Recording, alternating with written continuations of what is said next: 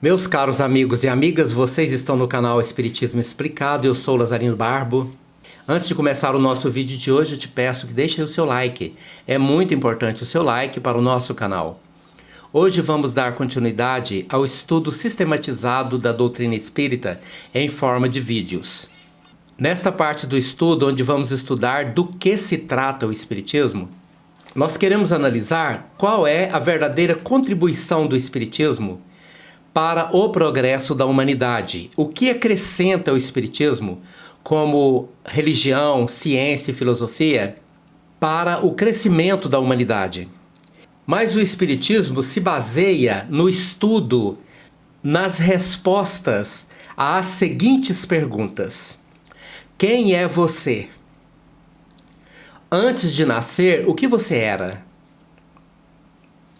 Depois da morte física, o que você será? Por que você está neste mundo? Por que tantas pessoas sofrem mais do que outras? Por que a riqueza e a pobreza? Por que a saúde e a doença? De onde vêm as suas tendências boas ou más? Por que os vícios? De onde vim? Por que estou aqui e para onde vou? Observe que estes questionamentos fazem parte da história humana. E ao longo dos milhares e milhares de anos, nunca tivemos respostas objetivas sobre estas perguntas que satisfizessem em algum instante a nossa razão. Sempre tivemos respostas vagas, situações que nos remetiam apenas à imposição de fé cega, sem o entendimento. E o Espiritismo, ao longo dos estudos, ele vai nos esclarecendo sobre cada uma dessas perguntas, clareando cada uma delas. Sobre quem é você, é muito claro para nós espíritas.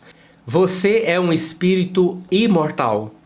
O espírito é a própria consciência, e esta consciência jamais desaparece. A sua consciência estará sempre ativa. A questão antes de nascer, o que você era? O Espiritismo é muito claro. Você era um espírito, é um espírito e continuará sendo. Antes desta vida, você viveu inúmeras outras vidas. Estava no plano espiritual, depois de ter vivido uma vida aqui na Terra, se preparando para voltar a esta vida atual. Isto que você vive agora. Esta vida que você vive agora. Você se preparou para ela. Está aqui agora.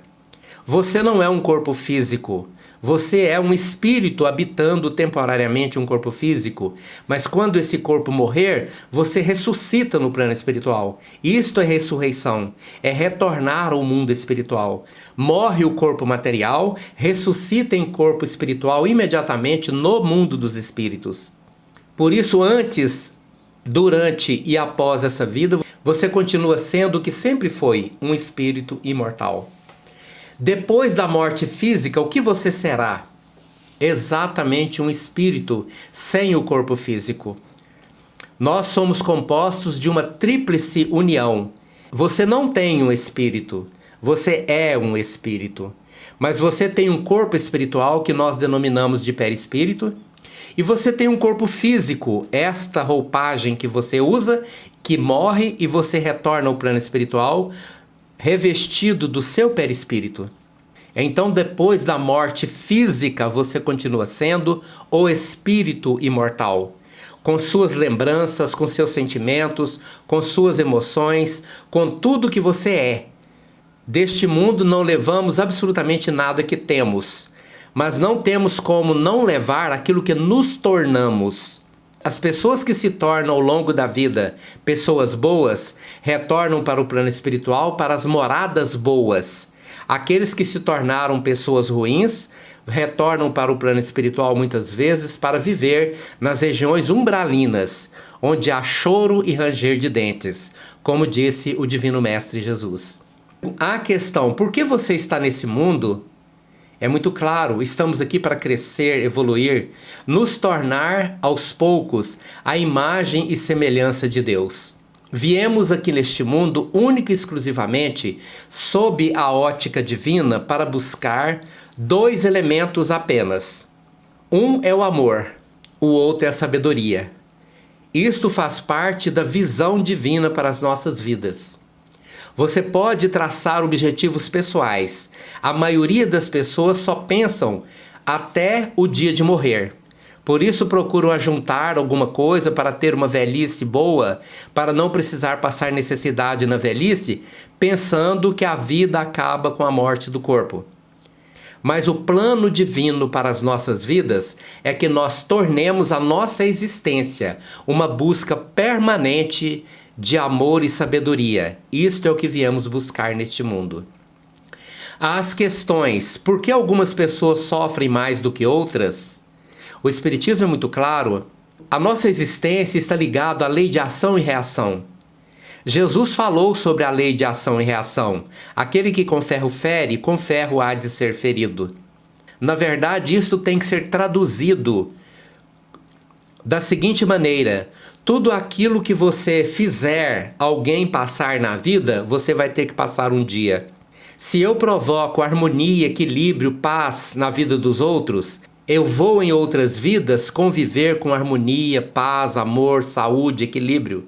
Mas se eu provoco na vida de alguém sofrimento, dor, angústia, tristeza, eu vou um dia conviver com isso. A natureza vai me devolver aquilo que eu dou aos outros, diante de uma perspectiva muito simples.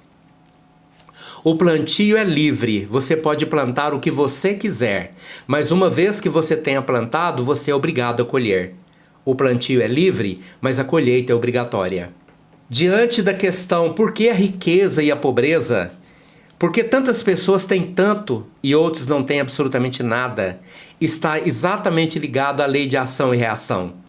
A pessoa avarenta de hoje, que tem muito, mas não distribui nada.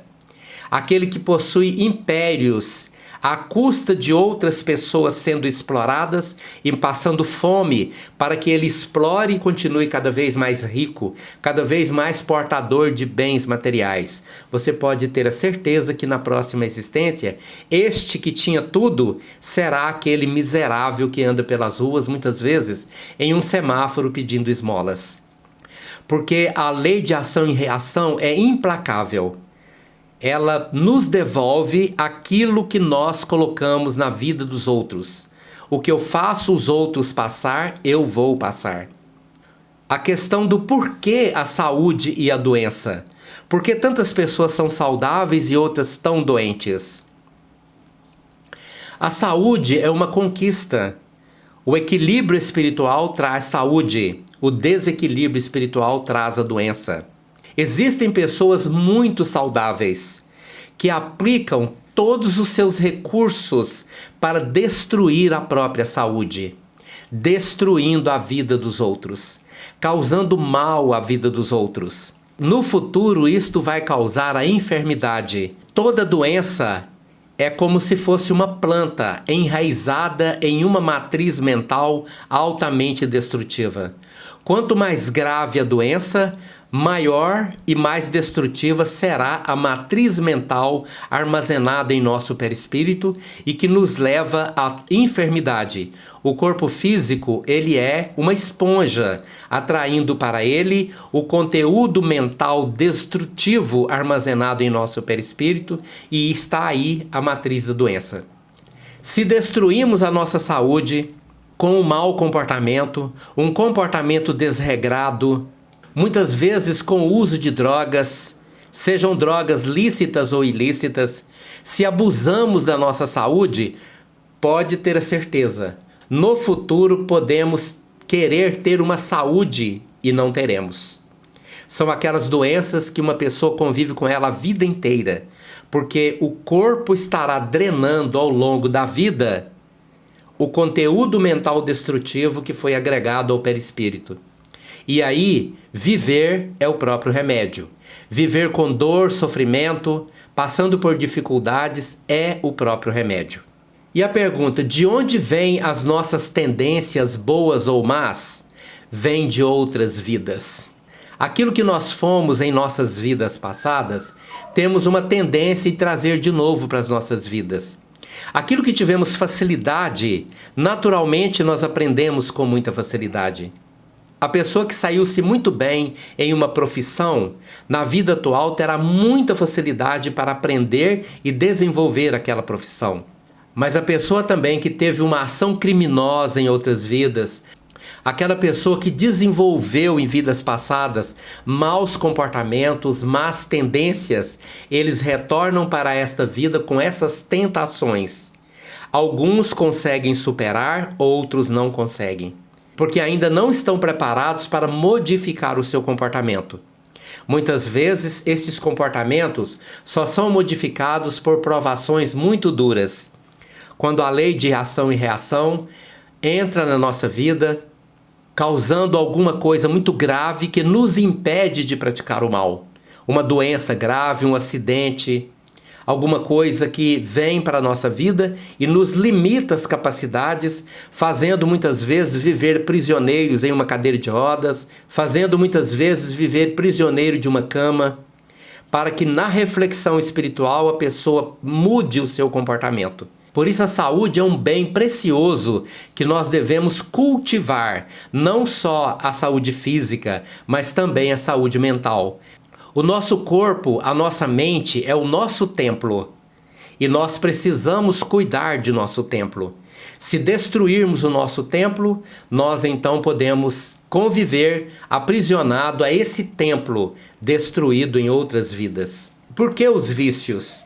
Os vícios de uma vida, não apenas os vícios relacionados às dependências químicas, mas os vícios morais, mentais, maus comportamentos viciosos, egoístas, orgulhosos, pessoas que não se importam com ninguém, que é viciado no próprio egoísmo, isto tende a se repetir numa próxima vida até que nós superemos isso.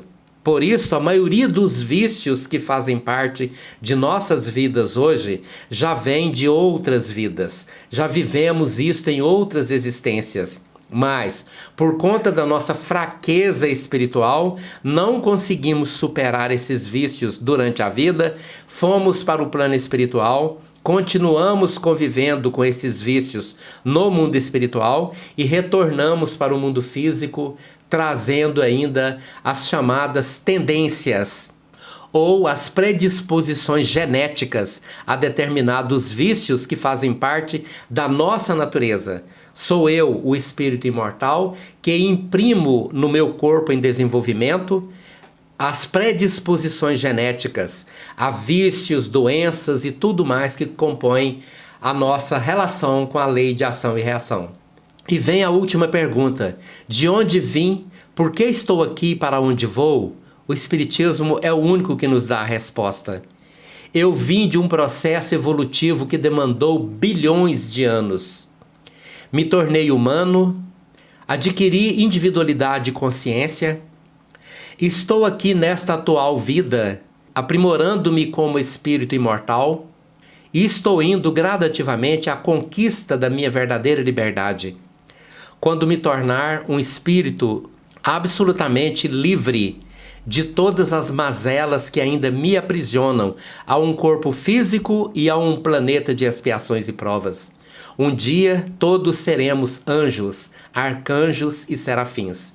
Um dia pertenceremos à comunidade dos espíritos puros, onde habitam os espíritos elevados, como Jesus, Maria de Nazaré e todos aqueles que já conquistaram a sua plena libertação.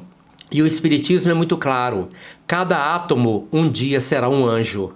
É lógico que pela contagem de nosso tempo, isto demanda bilhões de anos. Mas é este o nosso fim, é para isto que fomos criados. Muito obrigado pela sua atenção. Se você gostou desse vídeo, deixe aí o seu like. Obrigado por você estar aqui conosco.